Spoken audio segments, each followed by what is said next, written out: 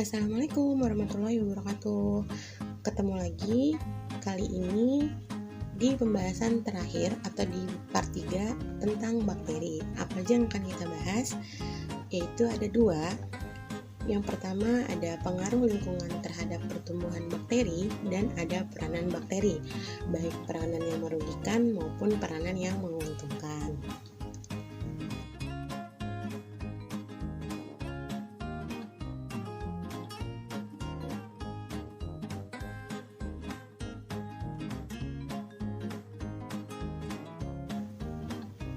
Kondisi lingkungan yang mendukung tentunya dapat memacu pertumbuhan dan reproduksi bakteri. Faktor-faktor lingkungan apa saja yang berpengaruh, yaitu suhu atau temperatur, pH atau derajat keasaman, tekanan osmosis, tekanan hidrostatik, dan sinar radiasi. Pengaruh suhu akan menentukan aktivitas enzim yang terlibat dalam aktivitas kimia, di mana peningkatan suhu 10 derajat mampu meningkatkan aktivitas sebesar 2 kali lipat. Bakteri yang tumbuh paling baik di tengah kisaran yang disebut dengan mesopils, atau yang mencakup semua patogen yang terjadi pada manusia. Berikut mengelompokkan jenis bakteri berdasarkan suhu pertumbuhan baik dari suhu minimal, optimal maupun maksimal, dan beserta habitat tempat bakteri tersebut mampu melakukan pertumbuhan dan reproduksi. Lanjut ke faktor berikutnya, yaitu pH atau keasaman. Berdasarkan pH lingkungan terbagi atas 3 kategori. Yang pertama asidofil, yaitu mampu hidup dalam suasana pH asam. Neutrofil mampu hidup dalam suasana pH netral, dan alkalofil mampu hidup dalam pH basa. Faktor yang ketiga yaitu tekanan osmosis, di mana mikroorganisme mampu tumbuh pada lingkungan hipertonik dengan kadar natrium tinggi yang disebut dengan halofil.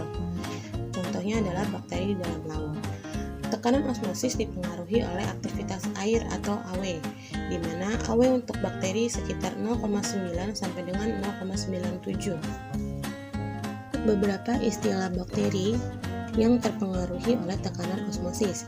Yang pertama ada osmotoleran, osmofil, halofil yang terbagi lagi menjadi 3, yaitu halofil mutlak, halofil fakultatif, dan halofil ekstrim. Lalu ada plasmolisis dan ada plasmoptosis. Pengaruh berikutnya yaitu tekanan hidrostatik. Bakteri yang mampu tumbuh pada habitat yang mempunyai tekanan hidrostatik tinggi disebut barofil. Sementara tekanan untuk menghambat atau membunuh bakteri adalah 600 atm dan untuk spora adalah 12.000 atm. Faktor yang terakhir adalah sinar radiasi, di mana sinarnya harus bersifat germisida, antara lain sinar inframerah, sinar UV, sinar X, dan sinar matahari, di mana pengaruh radiasi ini bisa menghasilkan mutan dan kematian pada bakteri. Selain itu, ada pula faktor kimia yang mempengaruhi pertumbuhan bakteri, di antaranya adanya proses antiseptis dan proses desinfeksi, di mana pastinya menggunakan antiseptik dan disinfektan.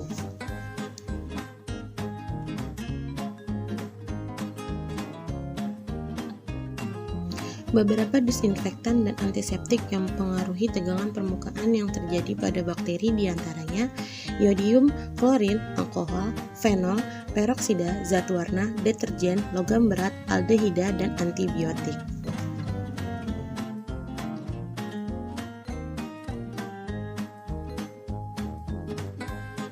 Antibiotik sendiri merupakan substansi kimia yang diperoleh atau sengaja dibentuk oleh berbagai spesies mikroorganisme dengan konsentrasi rendah dengan tujuan menghambat atau membunuh patogen tanpa merusak host, bersifat bakterisida, bukan bakterostatik, dan tidak menyebabkan resisten pada kuman.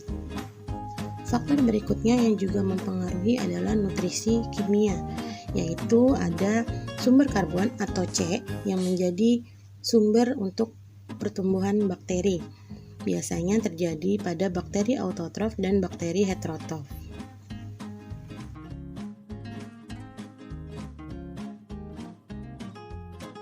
Berikut pembagian bakteri berdasarkan sumber C dan energinya.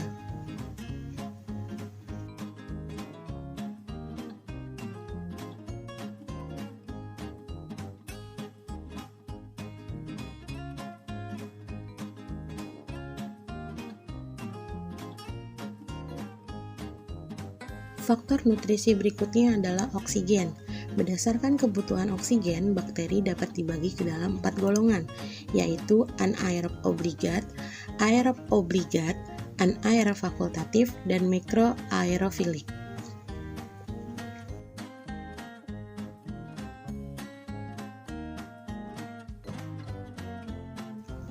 Lalu, sumber nutrisi berikutnya adalah nitrogen. Nitrogen ini digunakan dalam pembentukan asam amino yang terjadi pada tubuh bakteri.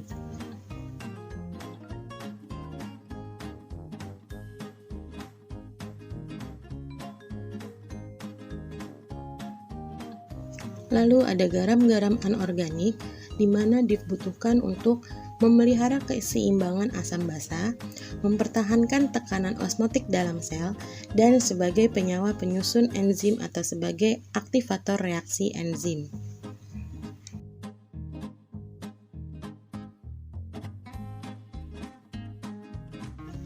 Lalu ada mineral, di mana dibutuhkan bakteri untuk dapat bertahan hidup dan berkembang biak. Mineral dibagi menjadi dua, yaitu makronutrien dan mikronutrien.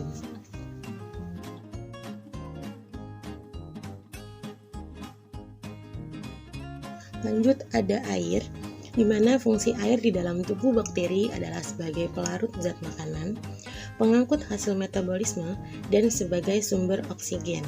Terakhir ada faktor tumbuhan, ini khusus untuk bakteri heterotrof, di mana memerlukan senyawa organik untuk katalisator dalam reaksi di selnya. Pembahasan terakhir adalah peranan bakteri. Berikut adalah contoh beberapa bakteri yang menguntungkan. Pertama adalah bakteri-bakteri yang menguntungkan dalam pembuatan biogas dan pengurai. Contohnya adalah Escherichia coli yang membantu proses pembusukan makanan dalam usus besar manusia dan pembentuk vitamin K. Lalu di bidang industri makanan ada Acetobacter pseudomonas digunakan untuk membuat nata de coco dan Streptococcus lactis yang digunakan untuk pembuatan keju.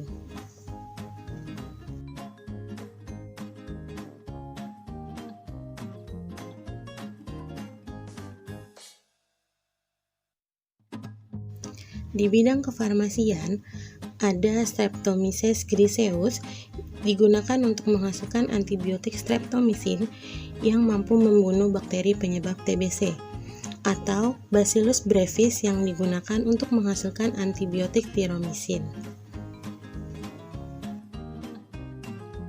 Lanjut ke bakteri yang merugikan. Dikatakan merugikan karena menyebabkan penyakit pada manusia, hewan, dan tumbuhan atau menghasilkan toksis. Yang pertama ada bakteri patogen yang sering terjadi dan menyebabkan penyakit pada manusia dan hewan.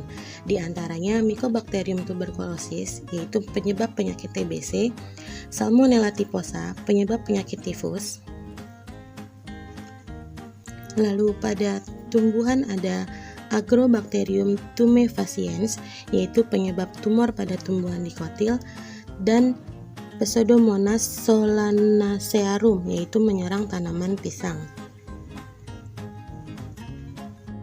Yang terakhir ada bakteri penghasil toksin, yaitu Pseudomonas cocovenenans, menghasilkan racun asam bongkrek pada tempe bongkrek.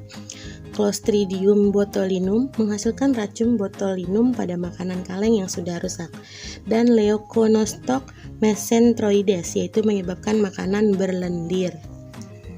Sekian pembahasan tentang bakteri. Terima kasih sudah menonton dan menyimak video ini. Jangan lupa di like, di komen, dan di subscribe ya. Assalamualaikum warahmatullahi wabarakatuh.